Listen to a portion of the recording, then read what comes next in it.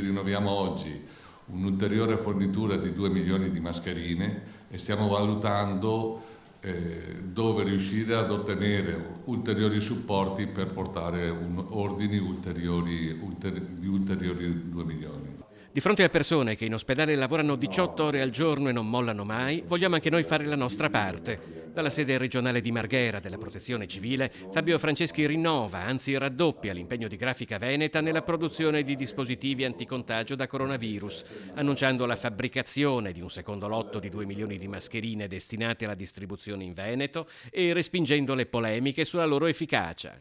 Noi siamo il primo produttore di libri in Italia, il terzo in Europa, il quinto nel mondo. Cioè non mettiamo la nostra faccia in un foglio di carta igienica. Questi prodotti solo di sperimentazione e quanto segue ci hanno costato una follia. Però volevamo dare un prodotto che potesse essere una barriera all'altezza del ruolo. Mi dispiace che talvolta vedo i comuni in questo periodo stanno acquistando della carta igienica che stanno solo buttando via soldi.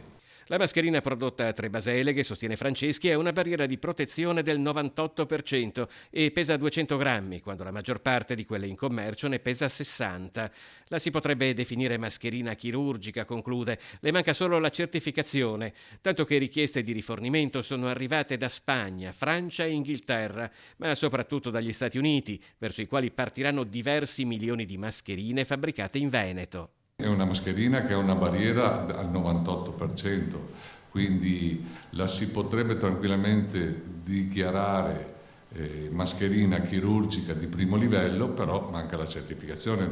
Anche noi ha fatto un po' male vedere che più di qualcuno diceva che era un pezzo di carta.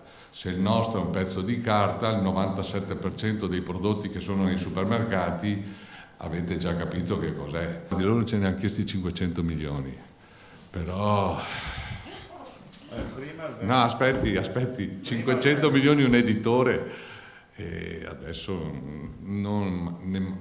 produrremo qualche milione per gli uffici, ma non è il nostro lavoro, dicevo, ecco.